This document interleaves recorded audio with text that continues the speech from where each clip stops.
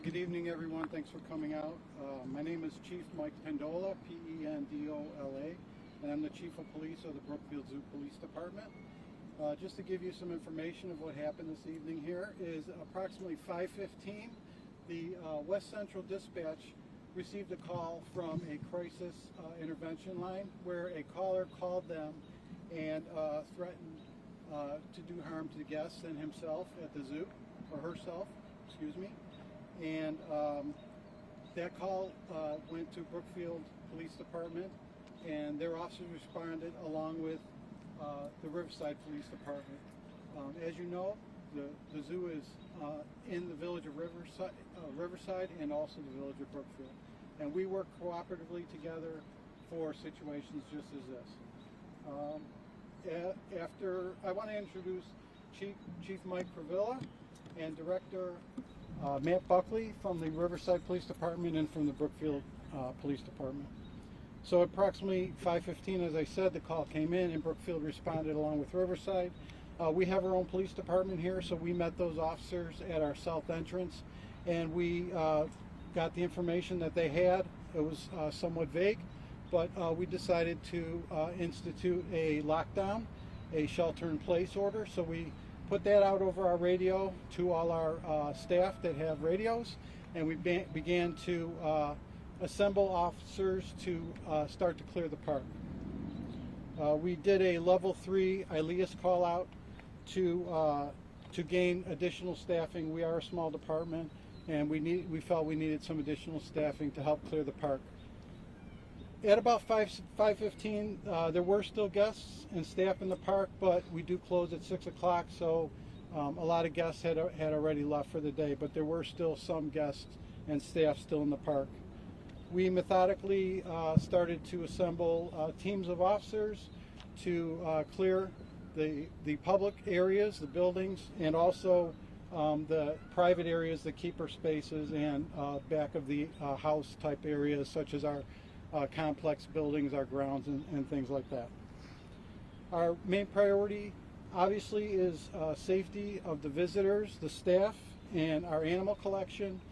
We do train for situations like this. We hope that these things would never happen, but we do train for situations like this, and we feel that we did an outstanding job checking the park, clearing the buildings, and ensuring that all our guests and our staff and our animal collection remain safe.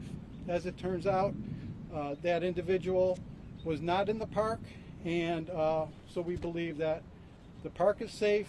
It's a safe place to come, and also this area, this community, all around us, there's no active threats at this point. Chiefs, do you have anything to add?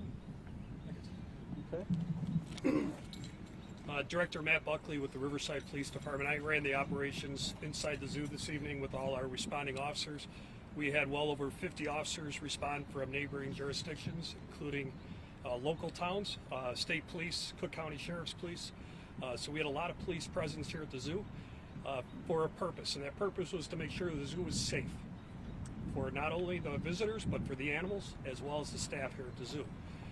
We did a methodical clear of the zoo after they went into their lockdown and checked every building to make sure everybody that was in any building was safe and secure, and we escorted them to their vehicle to make sure that they left the zoo safely when they did leave the park. The zoo is not an easy place to handle an incident like this. Obviously, they have a lot of animals in here. Some of those animals are very dangerous, so we worked very closely with the zoo staff, the zookeepers, as well as their police department, to make sure that not only the people that were in those buildings sheltering, but also the officers that were entering those buildings were kept safe at all times. So once again, the zoo is a safe place. We ensure that it is, and we work hard every day to make sure that the zoo is kept safe at all times.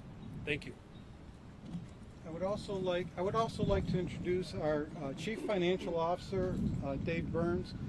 Dave was on scene, and he was part of our incident command. We made sure that our administration was kept up to date on what was happening as we were going about our business to try to clear the zoo and make sure things were safe. Do you have anything? No? Chief Mike, okay? Sure. Okay.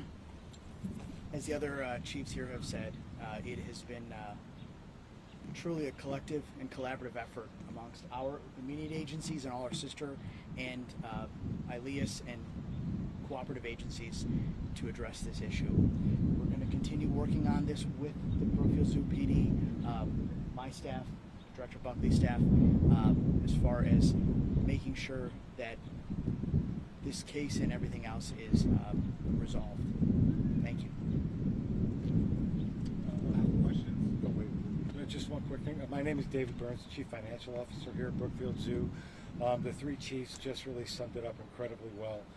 We have a police force here at the zoo grounds, a permanent police force. The two chiefs behind me are just a small representation of the incredible force that came out to assist us during this event. And as Chief Pendola had mentioned, we have a safe environment, and we look forward to having our guests come out and look forward to tomorrow as business as usual. But again, a tremendous thanks to the 50 or so officers in multiple jurisdictions that came out to help us during this situation. Thank you. Do you have a description of the specific nature of the threat that was made to this crisis intervention worker? I believe we're still investigating. The FBI is also involved in this and helping us out. We do have specific information of what the caller said, but I'm not prepared to release that at this time because that might be pertinent to the investigation if we should identify the individual and make an arrest. So my follow-up was, do you have a specific individual that was a suspect? I can't really comment on that at this time. We have some information and we're following up on all the leads. What can you tell us about the individual? We know it's a female. Are we talking about a child calling in or a woman calling in? I don't have that information as to the age of the caller. Just ask for your patience as we work on this investigation. I mean, this just happened a couple hours ago. We're just coming down from clearing the park, and we're just at the very, very beginnings of the investigation, just starting to get as much information as we can and work with the various agencies that are involved to try to make sure that we do locate the individual if we can, and if we can prosecute. Of course, we would work with the state's attorney's office, and like I said, the FBI is also involved, and these other agencies as well. So it's a very cooperative effort. We're going to do our best to try to identify and locate the individual. What does her mental status play in whether or not charges could be filed against her? I think ultimately the choice to file charges would be with the state's attorney in cooperation with the information that is received through the investigation. I cannot comment on the person's mental awareness or status or what this individual was thinking to make the call. That is still something that we would hope to find out. This was a multi-jurisdictional response on the heels of a mass shooting not too far away. If you guys can speak to just your officers responding after just miles away, dozens of people were shot, 7 people killed. What was going through you guys' minds as you guys were trying to clear the zoo? Well, I think the fact that there was just a shooting in Highland Park, and our hearts and prayers go out to those families. Thankfully, we did not have an actual shooting here. We're very thankful for that. But we do recognize that that tragedy out in Highland Park, and we certainly support all law enforcement efforts out there, and as well as our blessings to the families that were affected, so many families that were affected. I just would say that we had a tremendous response here. We did have our 3 agencies initially involved, and then we made the ILEAS call out, which was to be 15 cars, and we got well over 50 officers that came out here, including, as Vice President Burns said, state police, Cook County.